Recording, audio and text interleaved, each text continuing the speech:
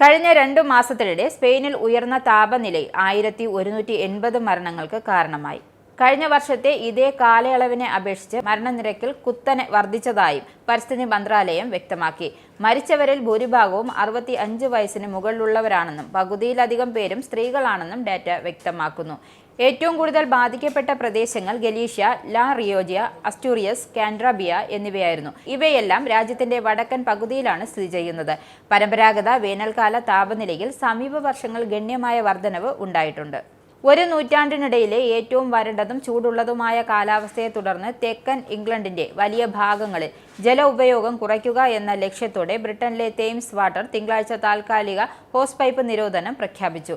16 ദശലക്ഷം ഉപയോക്താക്കളുള്ള ബ്രിട്ടനിലെ ഏറ്റവും വലിയ ജലവിതരണക്കാരായ തേംസ് വാട്ടർ ഹോസ് പൈപ്പ് നിരോധനം ജൂലൈ 22 മുതൽ പ്രാബല്യത്തിൽ വരുമെന്ന് മെക്സിഫോർഡ്ഷെയർ, ഓക്സ്ഫോർഡ്ഷെയർ, വിൽറ്റ്ഷെയർ, ഗ്ലൗസ്റ്റർഷെയർ, ബെർക്ക്ഷയർ എന്നിവ ഉൾപ്പെടെ നിരവധി കൗണ്ടികളിലെ വീടുകളിൽ ഈ നിരോധനം ബാധകമാകുമെന്നും പറഞ്ഞു. പക്ഷേ ലണ്ടനിൽ നിരോധനം തൽക്കാലമില്ല. നിരോധനം നടപ്പാകുന്നതോടെ കാർ കഴുകൽ, പൂന്തോട്ടങ്ങൾ അല്ലെങ്കിൽ അലോട്ട്മെന്റുകൾ നനയ്ക്കൽ, പാഡ്ലിംഗ് അല്ലെങ്കിൽ നീന്തൽക്കുടങ്ങൾ നിറയ്ക്കൽ, ജനാലകൾ വൃത്തിയാക്കൽ തുടങ്ങിയ പ്രവർത്തനങ്ങൾക്ക് ഹോസ് പൈപ്പുകൾ ഉപയോഗിക്കുന്നതിൽ നിന്നും ഉപയോക്താക്കളെ വിലക്കിയിട്ടുണ്ട്. ഇംഗ്ലണ്ടിലെ മറ്റ് ജലവിതരണക്കാരും ഈ മാസം നിരോധനങ്ങൾ ഏർപ്പെടുത്തിയിട്ടുണ്ട്. Yorkshire water, south east water എന്നിവ കഴിഞ്ഞയാഴ്ച താൽക്കാലിക നിയന്ത്രണങ്ങൾ പ്രഖ്യാപിച്ചിരുന്നു. റഷ്യയുമായുള്ള ഉക്രൈന്റെ യുദ്ധം രൂക്ഷമായതോടെ രാജ്യത്ത് ഒരു രാഷ്ട്രീയ പുനഃസംഘടനയുമായി പ്രസിഡന്റ് സെലൻസ്കി. പുതിയ സർക്കാരിനെ നയിക്കാൻ ഉക്രൈൻ പ്രസിഡന്റ് വ്ളാഡിമിർ സെലൻസ്കി തിങ്കളാഴ്ച 1ാം ഉപപ്രധാനമന്ത്രി യൂലിയ സൈരംഗിയോട് ആവശ്യപ്പെട്ടു. ഉക്രൈനിലെ നിലവിലെ പ്രധാനമന്ത്രി ഡെനിസ് ഷിമിഹാലിനെ പ്രതിരോധ മന്ത്രിയായി ചുമതലയേൽക്കണമെന്നും സെലൻസ്കി നിർദ്ദേശിച്ചു. ഈ അവസരത്തിൽ വളരെ പ്രധാനപ്പെട്ട ഒരു ജോലിക്ക് ശരിയായ യോഗ്യതകൾ അദ്ദേഹത്തിനുണ്ടെന്നും വിശേഷിപ്പിച്ചു. ഇപ്പോൾ 4ാം വർഷത്തിലേക്ക് കടക്കുന്ന യുദ്ധം അവസാനിപ്പിക്കാനുള്ള നയതന്ത്ര ശ്രമങ്ങൾ സ്തംഭിച്ചതിനാലും ഉക്രൈനിലെ സമ്പദ്വ്യവസ്ഥയെ പുനരുജ്ജീവിപ്പിക്കുവാനും ഒരു ആഭ്യന്തര ആയുധ വ്യവസായം കെട്ടിപ്പടുക്കുവാനുമാണ് ശ്രമിക്കുന്നതിനിടയിലുമാണ് ഈ അഴിച്ചുപണി.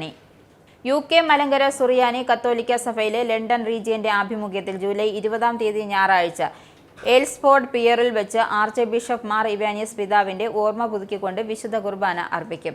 തിരുമേനിയുടെ 72ാം ഓർമ്മ പെരുന്നാളും തീർത്ഥാടന പദയാത്രയും അരങ്ങേറും. പിതാവിനെ ധന്യൻ പദവിയിലേക്ക് ഉയർത്തിയതിന് നന്ദി അർപ്പിക്കുവാനും വിശുദ്ധ പദവിയിലേക്ക് ഉയർത്തിയതിലേക്കുള്ള നാമകരണ നടപടികൾക്കും വേണ്ടിയാകും വിശുദ്ധ കുർബാന. മലങ്കര സുറിയാനി കത്തോലിക്ക സഭ UK region coordinator reverend doctor Kuriakose തടത്തിലച്ചന്റെ മുഖ്യ കാർമ്മികത്തിൽ വിശുദ്ധ കുർബാനയും തുടർന്ന് MCYM ലണ്ടൻ റീജിയന്റെ നേതൃത്വത്തിൽ പദയാത്രകളും ഉണ്ടായിരിക്കും. ആഗസ്റ്റ് 30-ന് റോദർഹാമിൽ വെച്ച് നടക്കുന്ന യുഗ്മ കേരളപൂരം വള്ളംകളിയോടനുബന്ധിച്ച് യുഗ്മ മലയാളി സുന്ദരി മത്സരം സംഘടിപ്പിക്കുന്നു. യുഗ്മയിലെ പ്രമുഖ മലയാളി വസ്ത്ര ബ്രാൻഡായ തെരേസാസ് ലണ്ടനുമായി ചേർന്നാണ് ഓണച്ചന്തം എന്ന പേരിൽ യുഗ്മ ഈ പരിപാടി സംഘടിപ്പിക്കുന്നത്. ഒരു റൺവേ ഫാഷൻ ഷോ എന്നതിലുപരി ഫാഷൻ കല, കേരളത്തിന്റെ സാംസ്കാരിക പാരമ്പര്യങ്ങൾ എന്നിവ ഓണത്തിന്റെ സാഹചര്യത്തിൽ സംയോജിപ്പിച്ച് കാണികൾക്ക് ആസ്വാദ്യകരമായ ദൃശ്യാവിഷ്കാരം ഒരുക്കുക എന്നതാണ് ഓണച്ചന്തം പരിപാടിയിലൂടെ സംഘാടകർ ലക്ഷ്യമിടുന്നത്. ഓണത്തിന്റെ ഐതിഹ്യവും മഹാബലിയുടെ കാലവും പരമ്പരാഗത കേരള ഫാഷനിലൂടെ തത്സമയ പ്രകടനങ്ങളിലൂടെയും വേദിയിൽ അവതരിപ്പിക്കപ്പെടും.